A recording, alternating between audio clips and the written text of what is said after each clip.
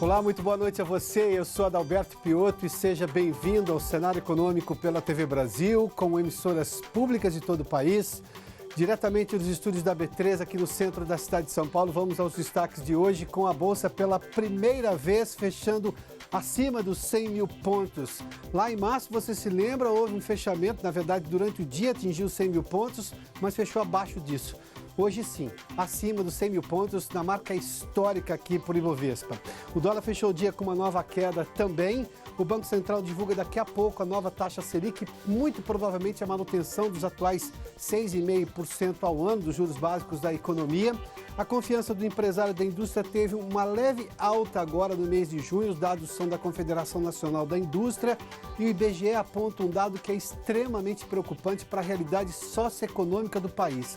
Quase 11 milhões de jovens nem trabalham e nem estudam, mas não é exatamente aquela geração nem, não. O complicador socioeconômico é um pouco maior. Bom, a gente fala disso tudo aqui no Cenário Econômico, que já está no ar.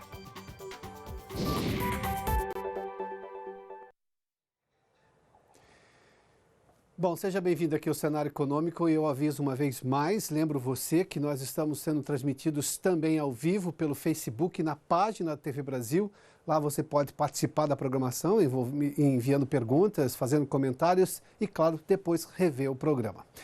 Bom, vamos falar dessa bolsa dos 100 mil pontos que foi divulgada hoje, na verdade que aconteceu hoje. Nós temos os dados aqui, espera um pouquinho, agora sim, só... porque senão se a tela não ajudar, agora sim ajudou. São 100 mil pontos? Sim, está aqui, olha, 100.303 pontos no fechamento da Bolsa hoje, quarta-feira, véspera do feriado de amanhã, quinta-feira. Nós temos um feriado amanhã, na sexta o mercado funciona, mas é uma semana um pouquinho mais curta.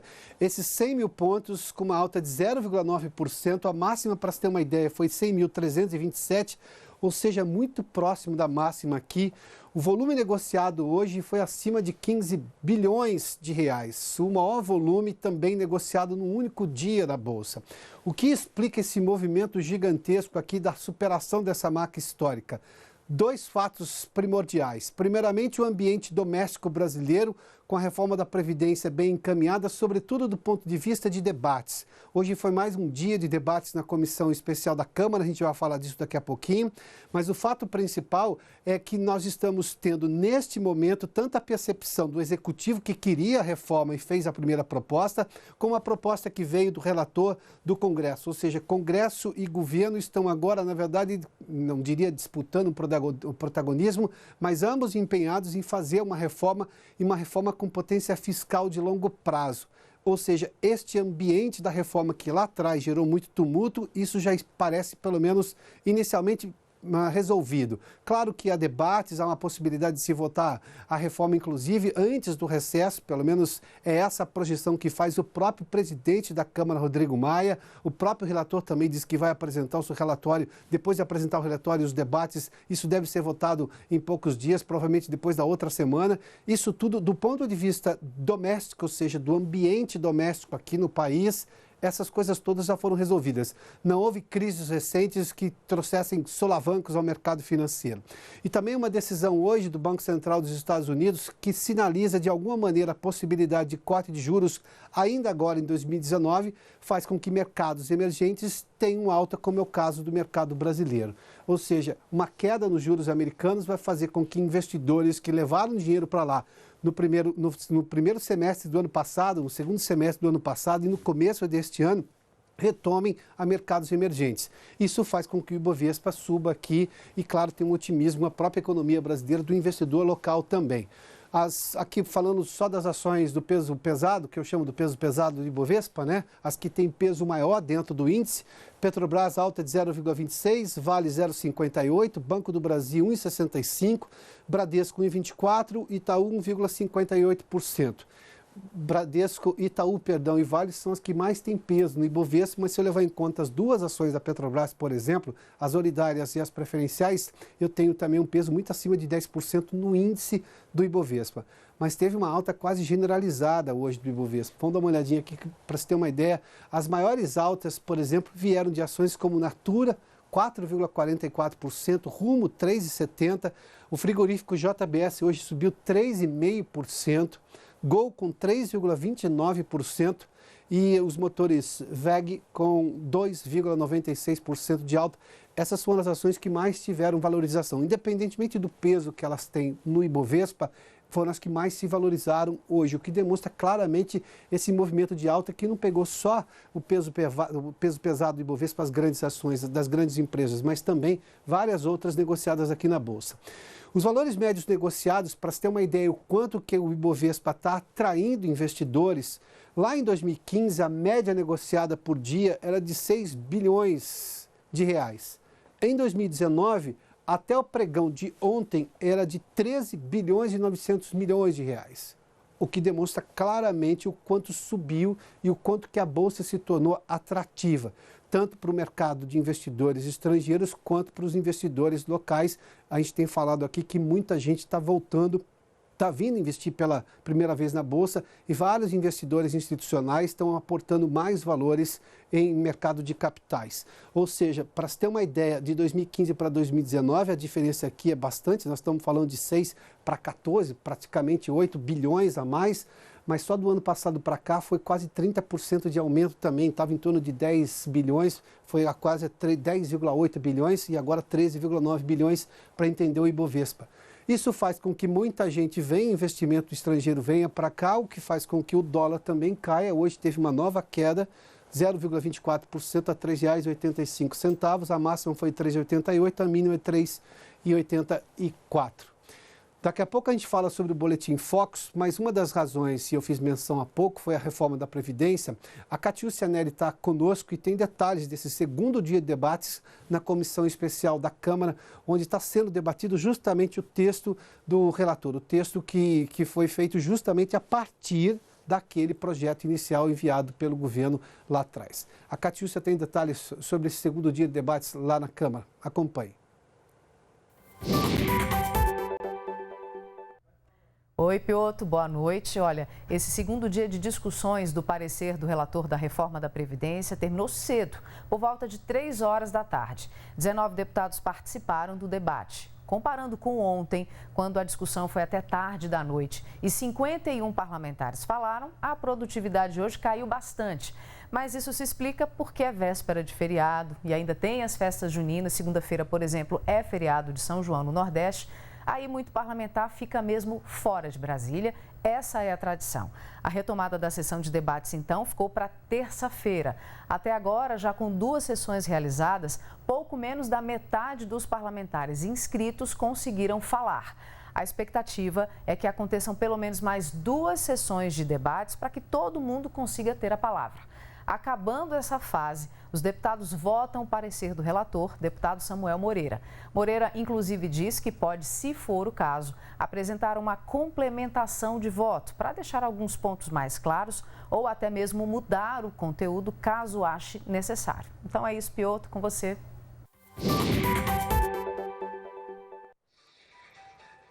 Muito obrigado, Catiúcia. Vamos lá entender, então, daqui a pouco o Banco Central deve divulgar a nova taxa Selic. O Copom, o Comitê de Política Monetária do Banco, está reunido desde ontem, como também o Comitê de Política Monetária lá do Banco Central dos Estados Unidos, que já saiu a decisão, inclusive, com essa sinalização da possibilidade de corte de juros americanos. Os juros americanos estão entre 2,25% e 2,5%, só para você ter uma ideia. A taxa básica brasileira é de 6,5%. Há só um detalhe, só que os juros cobrados do consumidor nos Estados Unidos são baixos também. Aqui no Brasil, a taxa Selic é baixa, de 6,5% para os nossos padrões, é a mais baixa da história, está sendo mantida já há alguns meses, mas o que é cobrado do consumidor é uma exorbitância, porque os bancos brasileiros simplesmente perderam a noção da realidade, embora lucrem muito anualmente, como a gente demonstra nos balanços aqui. Bom, o Boletim Focus, para você ter uma ideia, só para lembrar o que a previsão dos analistas ouvidos, a gente divulgou isso na segunda-feira, já se prevê pela primeira vez, desde várias semanas que a gente estava acompanhando, sempre com previsão de 6,5%, que o Banco Central deve sim reduzir, não nesta sessão, mas provavelmente também na sessão de setembro desse ano, daqui a 2 sessões do comitê. Então já se imagina que no final do ano a taxa Selic deva girar em torno de 5,75% ao ano. Para você ter uma ideia, 2019, 5,75%, 2020 também houve uma redução de 7 para 6,5% e de 8 para 7,5% em 2021, ou seja, os analistas de mercado todos apostam numa queda dos juros brasileiros para este ano, não necessariamente nessa sessão, mas depende muito, obviamente, do avanço da reforma da Previdência. O índice de atividade econômica, isso explica o porquê da necessidade de se baixar juros, para finalizar com uma tentativa do Banco Central de tentar oferecer algum estímulo à economia. O índice de atividade econômica do Banco Central, divulgado na semana passada, mostrou que em abril a economia brasileira teve um recuo de 0,47%, o que demonstra claramente que a economia brasileira sofre nesse momento de falta de estímulo e de certeza na hora de investir. Se a gente olhar o monitor do PIB que nós divulgamos ontem, também houve uma queda de 0,1% no mês de abril. Ou seja, na abertura do segundo trimestre do ano, o primeiro trimestre o PIB veio negativo, mas na abertura do segundo trimestre também nós estamos com números negativos, pelo menos nesses comparativos, não são números oficiais, quem faz o IBGE, o número oficial do PIB é o IBGE, mas tanto a Fundação Getúlio Vargas quanto o Banco Central, que tem prévias do PIB, mostram esse recuo da economia. O histórico da Selic, para se ter uma ideia, lá em outubro de 2016, foi quando começou a ter uma redução. Foi logo depois do impeachment, se você se lembra bem.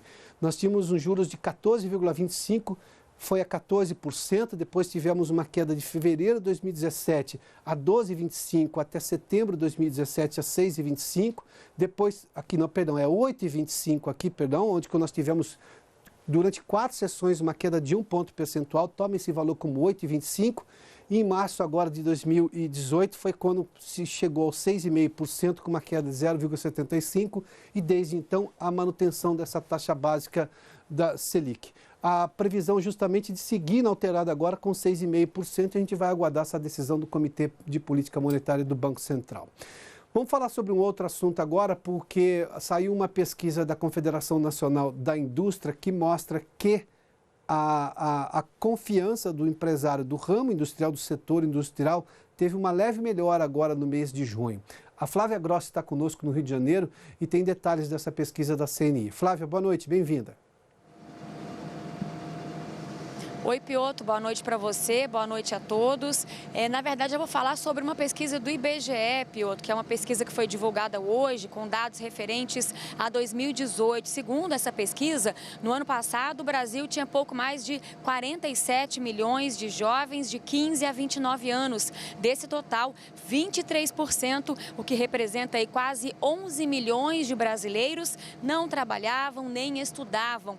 Esse é um dado preocupante porque é uma faixa etária que os jovens deveriam estar estudando ou frequentando aí algum curso profissionalizante. O índice é maior entre as mulheres do que entre os homens e, segundo o IBGE, isso se deve ao fato de que elas estão ocupadas com outras atividades, como afazeres domésticos ou cuidando de familiares. Pela primeira vez, o estudo divulgou a frequência em creches de crianças até 1 ano, que foi de somente 12,5%. E a gente lembra que no Brasil a educação só é obrigatória a partir dos 4 anos. Outro dado que chama a atenção é a taxa de analfabetismo, que caiu 0,1 ponto percentual na comparação com 2017, mas que mesmo assim ainda atinge mais de 11 milhões de brasileiros. O índice é maior entre negros do que entre brancos. Os dados também mostram que a rede pública de ensino formou 74% dos alunos na creche e na pré-escola. No ensino fundamental, a dependência do ensino público é ainda maior, chegando a 82%. A situação se inverte no ensino superior, quando a maior parte dos alunos, cerca de 74%, é formada em instituições privadas de ensino. Piotr.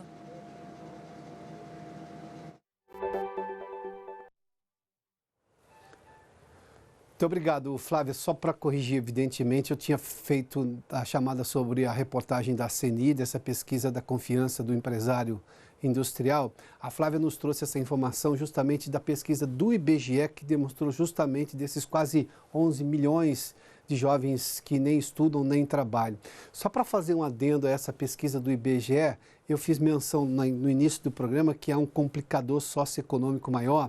Não raro a gente fala sobre neném aqui, que é aquele jovem que nem trabalha e nem estuda, é chamada de geração neném, mas esse caso não é apenas um jovem que nem trabalha nem estuda. A razão de não estudar e de não trabalhar não é simplesmente a falta de oportunidade, é porque normalmente uma menina muito jovem ficou mãe, ou seja, teve uma gravidez indesejável naquele momento, muito jovem, ou seja, que obviamente muda completamente os planos de vida. Os jovens, por falta de trabalho, acabam tendo que se casam e assumindo a paternidade diante de tudo isso, ou seja, há complicadores socioeconômicos bem mais graves nesses 11 milhões de pessoas aí, de jovens que não trabalham nem estudam e que, claro, é um problema socioeconômico do país dos mais severos. Agora sim, vamos falar do setor, dessa pesquisa da Confederação Nacional de Indústria, que mostrou uma leve melhora na confiança do empresário do setor industrial. A Ana Luísa Médici está conosco em São Paulo, é quem tem os detalhes dessa pesquisa da CNI. Ana Luísa, boa noite, bem-vinda.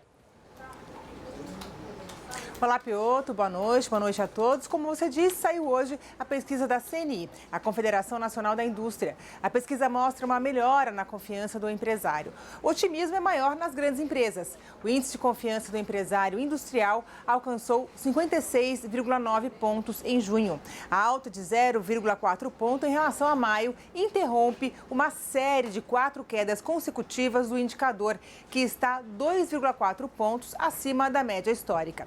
Os indicadores da CNI variam de 0 a 100 pontos. Quando os dados estão acima dos 50 pontos, indicam que os empresários estão confiantes. Segundo a CNI, o índice de julho passado é 7,3 pontos superior ao de junho de 2018, quando o otimismo dos empresários foi fortemente afetado pela greve dos caminhoneiros. De acordo com a pesquisa da CNI, o otimismo é maior nas grandes empresas, segmento em que o índice de confiança de junho ficou estável em 57,6 pontos.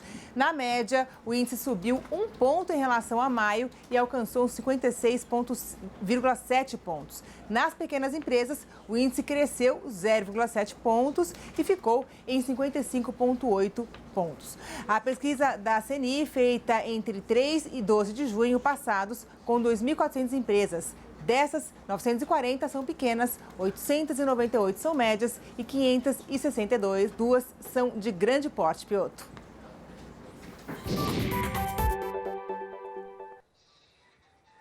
Muito obrigado, Ana Luísa. Bom, os juros básicos da economia permanecem 6,5%. O anúncio foi feito agora há pouco pelo Banco Central. Temos a tela aqui, são 6,5%, que já vem lá desde o ano passado, a decisão do Banco Central de não alterar os juros por enquanto. A perspectiva é justamente que isso aconteça daqui a 2 sessões, provavelmente lá no mês de setembro, já com provavelmente a reforma da Previdência aprovada no Congresso. Vamos fazer um intervalo, daqui a pouco eu volto aqui no Cenário Econômico com mais informação para você. Já de volta com o Cenário Econômico e para falar que aquela sensação de que você vai ao banco e vai perder tempo na fila continua, mas é claro que tem muita coisa mudando já. José Ricardo Munhoz está conosco, tem uma pesquisa sobre esse assunto. Seja bem-vindo aqui ao Cenário Econômico. Tem muita gente que disse claramente na pesquisa que está perdendo tempo em fila de banco nesse mundo em que boa parte dos serviços já está digitalizada, com fintechs substituindo os bancos convencionais. Essa sensação de fila permanece? Bom, a gente aplica essa pesquisa, a Pfizer ela aplica em vários países, e inclusive aqui no Brasil a gente fez dessa vez, para sentir um pouco como é que anda o crescimento da expectativa dos clientes e a percepção. E nós vimos que sim, muitos clientes ainda, eles reclamam e dizem que, por exemplo, 47% diz que já chegou atrasado no trabalho por conta de uma fila de banco, mais de um a cada 3 diz que atrasou numa consulta médica por conta disso. Por conta da fila do banco. Por conta da fila de banco. 45% comenta que ficou mais de 1 hora numa agência bancária e acabou não resolvendo o seu problema. A gente sabe que os bancos, eles hoje, eles obedecem em várias cidades e vários estados a lei dos 15 minutos Sim. E às vezes 30 minutos em alguns dias, mas mesmo assim esse trauma permanece, né? Esse trauma permanece. Então, eu acho que o grande desafio dos bancos, porque o canal agência, ele é importante, principalmente para questões mais complexas, é como ele mostrar que isso está mudando, porque eles estão tentando mudar, e como vai mudar. É assim, convencer o cliente que uma agência bancária é como uma Apple Store, por exemplo, que você vai lá, tem o Genius Bar, que você vai resolver o seu problema, você vai ter aconselhamento, você vai ter novidades, tá? Então, isso tudo integrado com o canal digital. que ele vai lá, ele faz o agendamento, ele já diz qual o problema dele e a pessoa que vai recepcioná-lo já estuda o problema e tenta resolver, né? É o que a gente chama do conceito da omnicanalidade. Agora, a questão da percepção da fila não passa porque alguns serviços obrigam você a ir em determinado banco. Por exemplo,